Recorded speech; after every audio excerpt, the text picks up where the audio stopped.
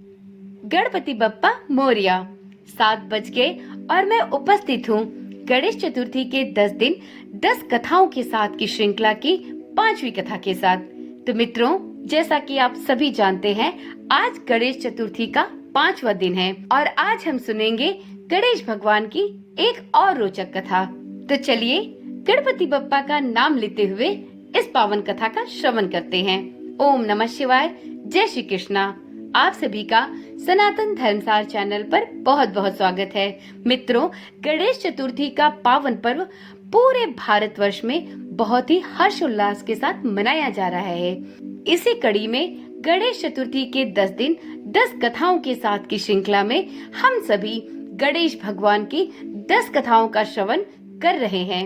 आप भी इन कथाओं का रसपान करने के लिए इस चैनल के साथ जुड़े रहें। चैनल को अभी तक सब्सक्राइब नहीं किया है तो चैनल को अभी ही सब्सक्राइब करें और साथ में नोटिफिकेशन बेल को भी जरूर से ऑन कर लें, जिससे गणेश चतुर्थी की सभी कथाएं आपके पास नियमित रूप से पहुंचती रहें। श्री गणेश भगवान की एक पौराणिक कथा के अनुसार एक बार भगवान शिव तथा माता पार्वती नर्मदा नदी के किनारे बैठे थे। वहाँ माता पार्वती ने भगवान शिव से समय व्यतीत करने के लिए चौपड़ खेलने का आग्रह किया।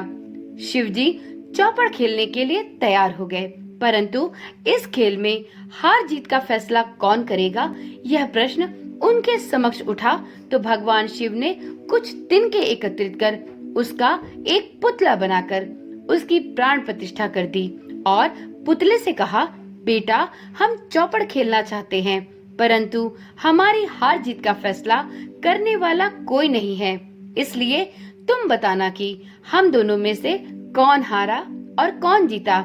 उसके बाद भगवान शिव और माता पार्वती का चौपड़ का खेल प्रारंभ हो गया।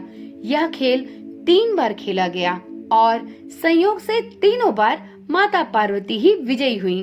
खेल समाप्त होने के बाद बालक से हार जीत का फैसला करने के लिए कहा गया तो उस बालक ने महादेव को विजयी बताया। यह सुनकर माता पार्वती क्रोधित हो गई और क्रोध में उन्होंने बालक को लंगड़ा होने, कीचड़ में पड़े रहने का श्राप दे डाला। बालक ने माता पार्वती से क्षमा याचना की और कहा कि यह मुझसे अज्ञानतावश हुआ है, मैंने किसी भी द्वेष भावना से ऐसा कार्य नहीं किया। बालक द्वारा क्षमा मांगने पर माता पार्वती ने कहा, यहाँ गणेश पूजन के लिए नाग कन्याएं आएंगी, उनके कहे अनुसार तुम गणेश व्रत करो, ऐसा करने से तुम मुझे प्राप्त करोगे। यह कहकर माता पार्वती शिव जी के साथ कैलाश पर्वत पर चली गईं। 1 वर्ष के बाद उसी स्थान पर नाग कन्याएं आईं। तब नाग कन्याओं से श्री गणेश के व्रत की विधि जानने पर उस बालक ने 21 दिन तक लगातार गणेश जी का व्रत किया।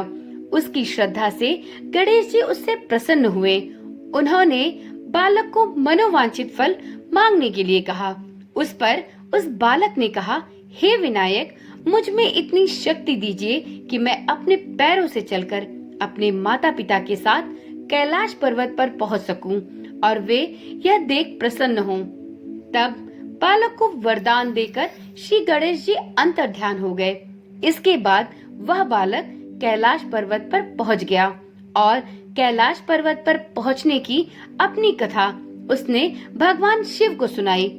चौपड़ वाले दिन से माता पार्वती शिव जी से विमुख हो गई थी, अतः देवी के रुष्ट होने पर भगवान शिव ने भी बालक के बताए अनुसार 21 दिनों तक श्री गणेश का व्रत किया। इस व्रत के प्रभाव से माता पार्वती के मन से भगवान शिव के लिए जो भी क्रोध और नाराजगी थी वह सभी समाप्त हो गई। तब यह व्रत विधि भगवान शंकर ने माता पार्वती को बतलाई। यह सुनकर माता पार्वती के मन में भी अपने पुत्र कार्तिकेय से मिलने की इच्छा जागृत हुई। तब माता पार्वती ने भी 21 दिन तक श्री गणेश का व्रत किया तथा दूर्वा, फूल और लड्डुओं से गणेश जी का पूजन अर्चन किया। व्रत के 21वें दिन स्वयं कार्तिकेय भगवान अपनी माता पार्वती से मिलने कैलाश आ पहुँचे। उस दिन से श्री गणेश चतुर्थी का यह व्रत समस्त मनोकामनाओं की पूर्ति करने वाला उत्तम व्रत माना जाता है।